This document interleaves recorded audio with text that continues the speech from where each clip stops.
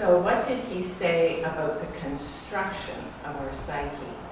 And this is where Freud and Jung really diverged, was in the construction of the psyche. So actually I'm going to draw that on the board. You probably would find a drawing that much easier.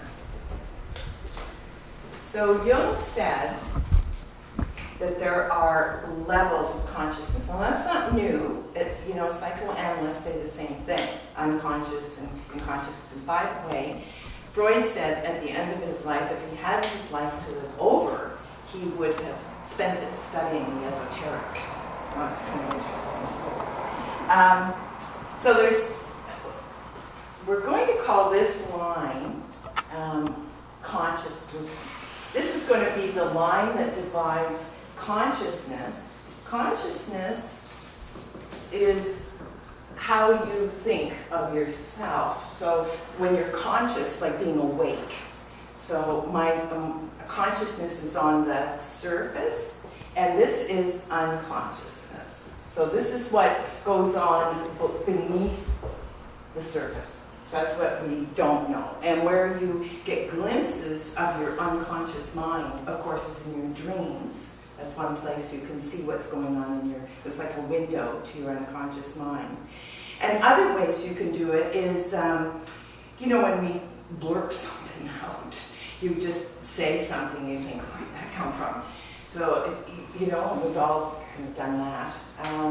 There's other ways in our behavior we might do something. The kleptomaniac is? That's people who steal and aren't aware that they're stealing.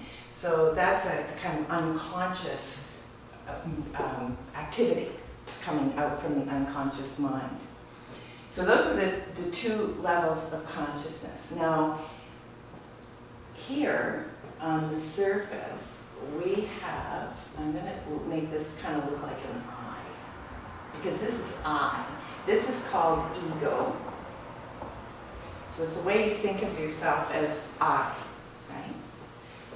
Now, over top of this is something that's called persona. Persona is my face to the world. So it's what I want you to see and what I think you're seeing. Often that's not true, but it's what I want you to see and what I think you're seeing. Okay, so that's kind of what's going on in consciousness. Now, in unconsciousness, there are, according to Jung, there's different levels of unconsciousness. So we have a personal unconscious, which is made up of personal memories,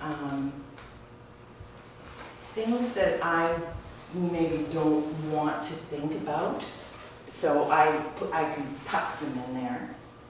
And they might be things that, like I might have had a really bad experience and I don't really want to think about it because I need to function, get through my day. So I need to, keep that ego, strong. So I might shove it in there, into the personal unconscious. There's all kinds of stuff that's in there, but it belongs to me. It's personal. Then underneath that, in a much deeper level, is something called the collective unconscious. And the collective unconscious is that level of consciousness. It's like a big ocean, sea, and we can all sort of tap into that. So beneath my level of personal consciousness, there is this collective unconscious, and we can all actually become a part of that as well. So is that confusing, or does everybody? What's in the collective unconscious? We're going to get there. We'll get there. So the collective unconscious has things in it that might be like racial, for example, like our racial memory, our cultural memories could be in there. So, for example, being, my racial memory would be white, and it's Canadian, right? So we all in this room, if we're Canadian, we have a collective Canadian consciousness that's sort of part of that collective, which gets sometimes called upon in, when you hear the national anthem, or when people say, oh yeah, Canadians are so polite, right? So that politeness would be in our Canadian collective unconscious. But there's also multicultural pieces that are in there as well. So symbols are down in there. Archetypes are down in there. Can you explain archetypes? Archetypes. Think of archetypes as something that multiculturally, multiracial can identify. So, and when I try to imagine an archetype, I think about, okay, what all around the world could everybody identify with? So what would be an example? Mother. Mother, that's a good one. Everybody's a mother. Right? So no matter where you are and what background you come from, you have a mother. So you have, and the mother is a good example, because mother, we have a collective mother, which is deep in this collective unconscious. We also have a personal mother. So when you dream of mother, are you dreaming of your personal mother and your associations, or is the deep archetypal mother speaking to you? So it'll be another example of an archetype. Warrior. That's a good one. Yeah. Mm-hmm. Warrior. Everybody knows warrior. Home. Everybody has an association to home, right? And again, you can see how, warrior, you maybe have a personal association, there may be some personal stuff in your own unconscious, right, with warrior, or home. So you have personal home and you have collective home. So is everybody kind of understanding that? Any questions about that? So when we have material that comes up from the unconscious mind and offends our ego, it crushes the ego.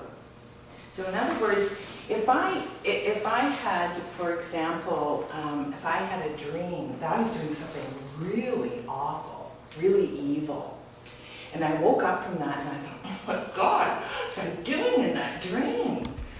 And I was perfectly comfortable doing it, and it actually felt kind of good. It was great. I could wake up from that experience and I could think, oh, I'm really capable of doing that. And that crunches the ego. It makes my ego flatten out, makes it small. Because then I feel awful. I feel like a really bad person.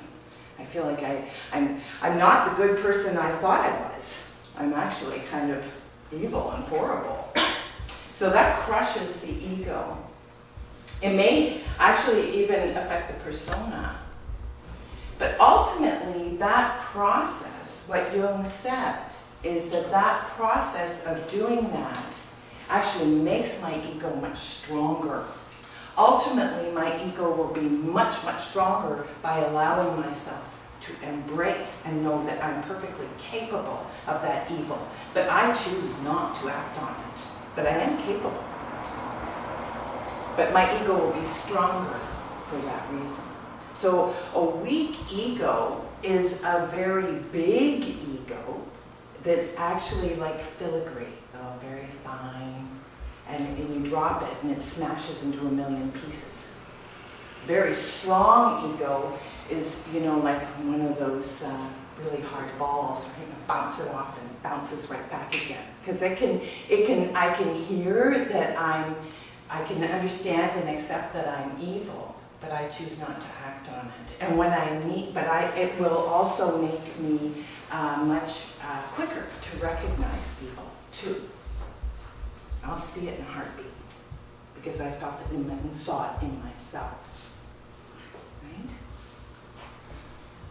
So persona is something that's very easily also crushed. So the trick is to allow our persona to also be very flexible. So for example, if I were, say I was an athlete and I were a runner, and I was in a car accident and I had to have my legs amputated. Now I am no longer a runner. That could crush my persona because who I am and who I am presenting to the world is now no longer possible. And if I have become so invested in that persona that that's who I am, and when I can't be that anymore, I cannot exist, then I must die.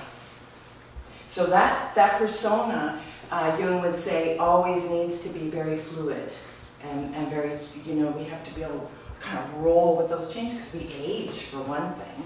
Who I saw myself at 12 is a different woman that I will see myself at 30 or see myself at 60. So if I'm not able to adjust and move with that changing persona, then I'll want to die before I get much older.